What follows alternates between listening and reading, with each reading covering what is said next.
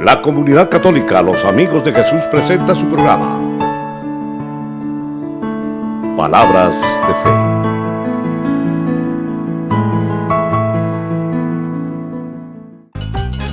Te invitamos a participar en el Dial 1270 Radio Universal, su programa 100% católico Alabaré. Nuevo en sus métodos, en su ardor y en su expresión. De lunes a viernes, desde las 10 de la mañana, tú podrás llamar en vivo, disfrutar de alabanzas, predicación y testimonios. Recuerda, Dial 1270, su programa Alabaré. Lo invitamos a participar de las actividades que se realizan en la Casa de Oración de los Amigos de Jesús. Desde el lunes 17 al domingo 30 de junio, tendremos la maratónica del Club de Amigos. Esto es por Radio Fe, bajo la unción. Solo digite www.losamigosdejesús.org. Y para sus donaciones puede llamar a los teléfonos 60 15 071 o al 24 02 270. El sábado 22, reunión de parejas a las 19 horas. El sábado 29 es el encuentro de evangelización en la parroquia Inmaculado Corazón desde las 18 horas 30. Para mayor información, llamar al teléfono 098 2945 726. Todas nuestras actividades se realizan en nuestra casa de oración, que está ubicada en 6 de marzo, 2318 y Gómez Rendón. Comunidad Católica, Los Amigos de Jesús. Palabras de fe. Y continuamos con esta misma temática.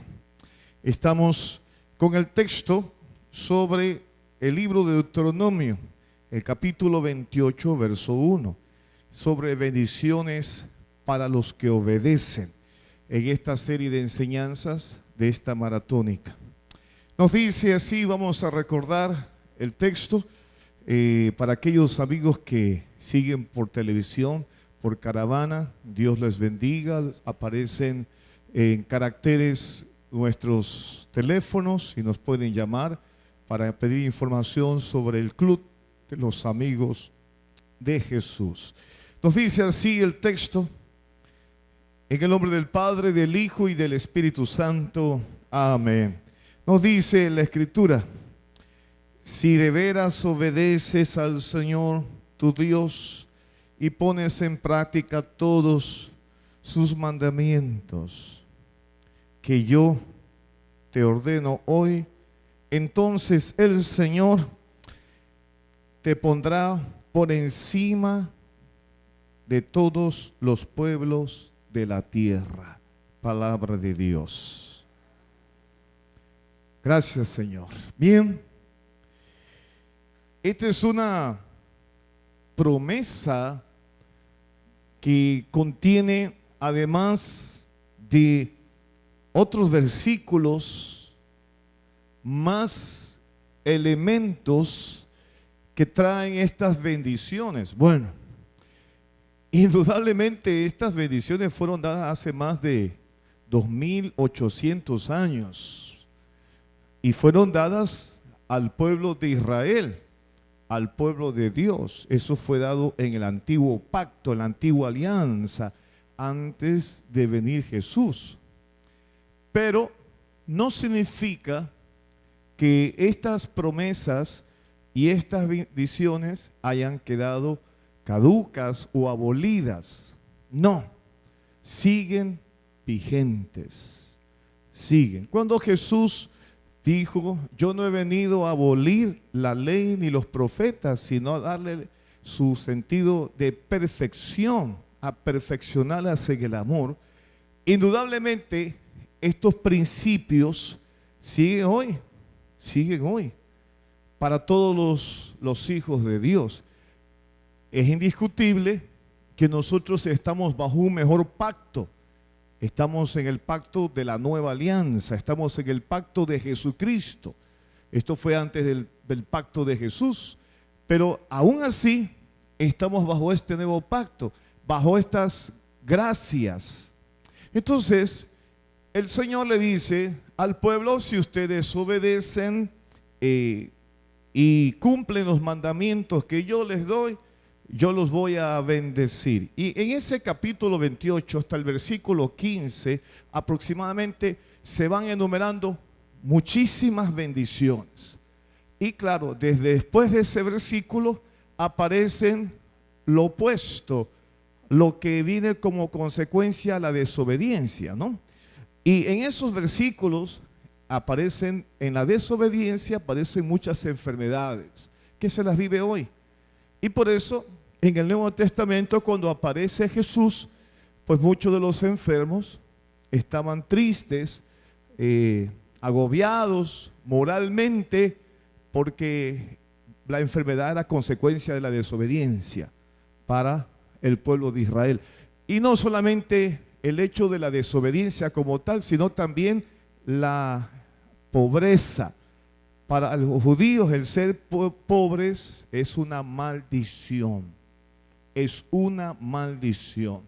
El ser pobre para un judío es una maldición.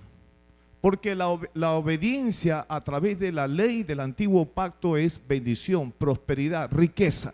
Y eso es lo que Dios prometió a Abraham. Y hay una cosa interesantísima, porque el Señor le dice: yo te pondré por encima de todos los pueblos de la tierra. Y esa promesa se ha cumplido. ¿En qué? En el pueblo de Israel. En el pueblo de Israel no hay pobres. En el pueblo de Israel hay mucha gente rica, hay mucha gente que incluso vive en los Estados Unidos y tienen la fuerza económica más grande del mundo. Son los judíos. Ahí se cumple la promesa. Dios le dijo una promesa a Abraham, que sería bendito él y todas las naciones que bendijeran a Israel a través de Abraham. Y es así. Es así. Los negocios más prósperos son los negocios judíos. Aunque obviamente se destaca también en el Oriente, la China, pero no deja de ser Israel, la gente de Israel, la gente más bendecida. Los mayores científicos están en Israel. Los mejores guerreros están en Israel. Los más prósperos. Bueno, aunque hay también gente también que ha prosperado, no solamente en Israel, sino también en otros países. Pero no se ha dejado de cumplir esta promesa, porque Dios ha sido fiel. Ahora bien, ¿qué implica eso con nosotros? ¿Qué tiene que ver esto de la bendición con nosotros? Bueno, miren, el deseo de Dios bendecirnos es muy importante, porque, hermanos, es muy difícil predicar un evangelio cuando uno está muerto de hambre. Es muy difícil hablar de Jesucristo cuando tú no tienes, estás endeudado, cuando estás lleno de problemas y lleno de angustia, de ansiedad, y encima de eso con una vida desordenada, una vida que no refleja el evangelio de Cristo, ¿no? Aunque Jesús dijo: pobres los tendrán siempre. Jesús lo profetizó. Y normalmente nuestra misión es que haya menos pobres en la tierra, ¿no? Por la injusticia mundial y social. Pero Jesús ya lo profetizó: pobres los tendrán siempre. Pero ir a predicar el evangelio que no tienes siquiera para cubrir gastos personales, ni siquiera para mantenerte, es como que es incoherente ese evangelio, ¿no? Es como que no tiene sentido el hecho de predicar a Cristo, que bendice y prospera. Pero también hay sus problemas en este aspecto en la teología de la prosperidad o la superprosperidad, porque hay también otros extremos, ¿no? Y hay otros extremos. Pero lo cierto es que el deseo de Dios desde un principio ha sido bendecir. ¿Y qué significa bendecir? Bueno, tiene varias connotaciones, pero voy a nombrar una muy buena. Bueno, todas son muy buenas, pero yo quiero nombrar una que me parece a mí muy buena. Es el favor hacia todo lo que Él hace por un hijo de Dios. Su favor. Es decir, que Dios quiere que nosotros tengamos bienestar en todo lo que hagamos. Y de ahí se entiende la palabra salvación. Cuando nosotros hablamos de que Jesucristo me salvó, muy bien, y eso es excelente. Pero también Jesucristo me salvó de la pobreza. Jesucristo me salvó de la enfermedad. Jesucristo me salvó originalmente del pecado. Pero el pecado me ha llevado a la pobreza, a la miseria, ¿no? Entonces, el Señor me ha salvado, me ha bendecido en todas las áreas. En el área emocional, en el área psicológica, en el área moral, en el área espiritual, en el área de la salud y en el área material. Entonces, probablemente, quizás muchos han llegado, quizás no tan bendecidos, no porque Dios no los quiera bendecir, sino porque hay áreas en sus vidas donde la bendición parece que no está fluyendo. Porque o llega Dios a tu vida o llega Dios a nuestra vida, entonces tiene que verse la bendición. Eso es indudable. Si Dios ha llegado a mi vida y Cristo está en mí, tiene que notarse la bendición en mi vida. Ahora, ¿de qué manera tiene que notarse? En primer lugar, ¿qué es lo que primero el Señor quiere para nosotros en la bendición? Es decir, indudablemente en el Antiguo Testamento, para un judío, la bendición era mostrar todo lo que tiene. Esta es la bendición. Es el amor, ese es el don excelso de Dios. Entonces, te das cuenta que Él es el que va a abrir los ojos en tu vida. No es por esfuerzo humano. Hay gente que se desespera, ya entiendo. Ay, es que ¿cuándo se va a convertir mi marido? ¿Cuándo se convierte? Hermana, primero, permite que el Señor se acerque a tu vida y te abra los ojos de tu corazón por medio del amor. Porque tú no vas a convertir a nadie. Por más que hagas, vas a poder colaborar, sí, porque somos colaboradores del Señor. ¿Y cómo colaboramos? Cuando ya Dios nos ha abierto los ojos espirituales, es colaborando en el buen testimonio. En el buen testimonio. Escuche esto.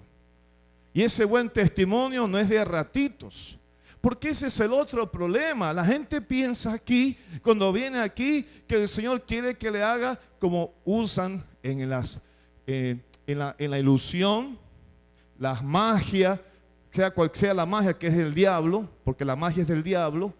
Entonces, quiere usted que todo salga por arte de magia. Y en la vida cristiana no es así. En la vida cristiana es un proceso por el cual abre nuestros ojos el Señor de nuestra ceguera.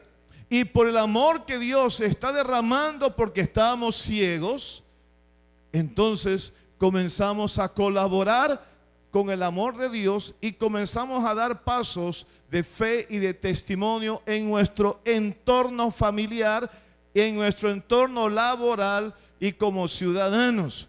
A eso hay que agregarle la asistencia y la ayuda de Dios, del Espíritu Santo. No se puede. Por eso es un proceso, hermanos. Ahora, al abrir esos ojos, es importante que cuando comenzamos a abrir los ojos, ¿qué va a pasar? Bueno, va a venir un principio que escribió el profeta Job. Aquí hay un profeta, el profeta Job, el siervo de Dios, el siervo doliente, escribió en el escritor sagrado, en el capítulo 22, una llave poderosa, una llave de bendición. En el versículo 21 al 30, pero en el versículo 22, para ser más exactos, recordemos que Job era un hombre íntegro. Dice la Escritura que no había, así lo describe el escritor sagrado, que Job era el hombre más íntegro y santo en la tierra en ese tiempo. Pero también era un hombre muy próspero, extremadamente próspero, rico, millonario, lo que usted quiera pensar, al extremo, superlativo. Pero, ¿qué pasó? Satanás le pidió permiso al Señor para enfermarlo, para robarle y para quitarle todo lo que él había recibido de Dios como él un buen administrador. Y entonces Job no sabía esto. Job no sabía esto. Y cuando Satanás viene y lo enferma y le provoca que pierda toda su familia y pierda todo y se queda en la miseria y enfermo, es cuando él comienza a discernir y a buscar más el conocimiento del Señor. Y él escribe esto. Oiga, escuche esto. Ponte de nuevo en paz con Dios y volverás a tener prosperidad. Miren, hermanos, Job llegó a un momento de desesperación que le comenzó es decir, comenzó a él a culpar al Señor de todo lo que le estaba pasando. Así hay mucha gente que dirá, bueno, yo no le pedí permiso a Dios para nacer en el Ecuador, yo no le pedí a Dios permiso para nacer con los padres que tengo, a mí Dios no me consultó eso, yo no nací, Dios no me preguntó a mí si yo quería venir a ese tipo de familia, ¿no, verdad? Y hay mucha gente que se comienza a quejar de lo que le está pasando en su vida. Le pasa, ay, estoy enfermo porque Dios me está castigando, estoy enfermo porque por más que oro, rezo, pido, no pasa nada. Lo que pasa es que Job entendió que él tenía que hacer las paces con el Señor, porque había comenzado a culparle al Señor de su propia situación. Aquella situación que nunca vino por Dios, sino vino por el demonio. Y él escribe y dice, vuelve a estar en paz con Dios. Mira, Isaías 27:5 dice, si quieres que yo lo proteja, que haga las paces conmigo, que haga las paces conmigo. Una vez más, el Señor hablando al pueblo de Israel a través del profeta Isaías, que el pueblo había caído en desobediencia por la idolatría. En este caso de Job, porque el demonio entró y sin causa. Ahora, hay una cosa interesante. Job había dicho algo interesante. Él declaró que la enfermedad que tenía, pues, era producto de su situación de queja, ¿no? De queja. Ahora Dios a través de Isaías dice, el pueblo se ha ido en contra del Señor. Pónganse en paz con el Señor. Reconciliarse con Dios. Hermanos, la primera bendición es estar reconciliado con Dios. Es estar reconciliado con el Señor. Y eso es un regalo. Eso es un regalo de Dios. Estar en amistad con Dios es estar reconciliado con el Señor. Hacer las paces. Hermanos, cuando uno hace las paces, cuando en la familia ha habido problemas, discusiones entre pareja, que puede darse y es normal en una pareja cristiana que camina en el Señor, se dan a veces ciertos impases, pero siempre hay el acercamiento. Siempre hay las posibilidades de acercarse, sea siempre por el lado del esposo, de la esposa o de los padres hacia los hijos. Y ese acercamiento y ese reconciliarse trae prosperidad. Aquí vemos la primera prosperidad, hermanos. Un día alguien me preguntaba, hermano, si yo traigo el diezmo al altar, ¿Dios me bendice?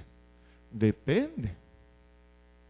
Depende. Y me dice, ¿y de qué depende? Primero, que usted esté reconciliado con Dios. Segundo, de que su diezmo sea de un trabajo honesto. Que sea de un trabajo honesto. Y tercero, que usted sea una persona consciente de la misericordia y la bondad de Dios.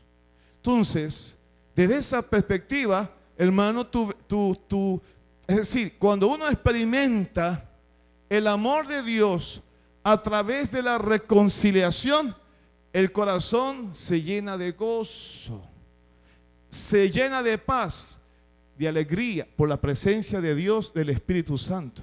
Entonces, ¿cuál es mi respuesta ante esa circunstancia y ante ese hecho? Que no tengo cómo agradecerle a Dios. Por eso, porque mis ojos se abrieron. Por más esfuerzo humano que hagamos o que usted pueda hacer por agradar a Dios, es imposible. Es imposible. Porque el Señor, como nos amó primero y ha manifestado tanta bondad, mi respuesta ante Dios es todo lo que yo pueda hacer por Él. Por eso todavía hay mucha gente que no entiende esto. ¿Y por qué no se entiende? Porque están ciegos. Y cuando hay ceguera, muchos van a decir, ya están pidiendo dinero, ya están, porque son ciegos. Porque no han entendido lo que es el amor. Y como no han entendido lo que es el amor, todavía siguen atados a sus pensamientos humanos o pasiones influenciadas por el demonio. Todavía. Entonces, para poder entender eso de la generosidad, hay que reconciliarse primero con el Señor. Y así tendremos prosperidad. ¿A quién le pasó esto? Una ejemplificación clara y sencilla: al hijo pródigo. Muerto de hambre, salió de la casa del Padre bendecido, salió de la casa del Padre amado, pero muerto de hambre y miserable, pensando que en la casa del Padre sus obreros, los obreros que él tenía y los siervos de la casa del Padre comen mejor que lo que estaba comiendo él. ¿Qué es lo que lo hace de nuevo pensar? Es valorar el amor. Porque solo el amor de Dios puede hacer posible que nuestros ojos se puedan abrir. Así tengas lo que tengas. Por eso San Pablo es tan claro en el capítulo 13 cuando dice: de nada le sirve al hombre aunque profetice, aunque haga muchas cosas, o que haga cosas muy humanas, si corazón no está lleno del amor de Dios. Es el amor el que hace posible que usted pueda entender, comprender, saber valorar y darse sin medida. Si no hay eso en tu corazón y mi corazón, hermanos, estamos perdiendo el tiempo. Y tercero, si usted quiere que su familia sea una familia bendecida, pídale al Señor la gracia de encontrarse, que el Señor salga a tu encuentro. El hijo pródigo regresó, pero ¿sabe qué? El padre lo esperó y salió corriendo a ver al hijo. Y lo abrazó y lo amó, así como la samaritana. Jesús fue a buscar a la samaritana. Así también Jesús viene a nuestro encuentro. Entonces, desde esa visión podemos entender la prosperidad, la bendición, desde el momento en que nosotros nos encontramos con el amor. Y cuando nos encontramos con Cristo, que es el amor personificado, entonces vamos a comenzar a abrir los ojos. Y a todo problema va a comenzar a ser ya no un problema, sino va a ser una situación más para nosotros depender del amor de Dios y vencer en esa dificultad. Porque hay una amistad, hay comunión con Dios. Y de ahí viene la prosperidad. La prosperidad viene de ahí, cuando nos hemos arrepentido, porque hemos sido insensatos, porque hemos sido hombres equivocados en nuestra forma de llevar, con influencia de tanta filosofía y tanto pensamiento, ¿no? Y cuando nos abre los ojos el Señor, como a Nicodemo, fariseo, pero ciego, hasta que le dijo el Señor que para poder entrar en el reino de los cielos tienes que nacer del agua y del Espíritu. Pero él no entendía, y era lógico porque todavía su mente y su corazón no estaban abiertos al amor. Por eso Jesús le dijo: para que puedas entrar tienes que nacer del Espíritu y del agua. Agua y Espíritu, bautismo y Espíritu. Y vendrán mis verdaderos adoradores. Por eso que a muchos les cuesta orar y les cuesta interceder, porque piensan como una carga. Pero cuando comienzas a amar, ya no es una carga. Cuando comienzas a amar, ya no es una carga. Pregúntale a la mamá que se levanta de madrugada, que ama a sus hijos.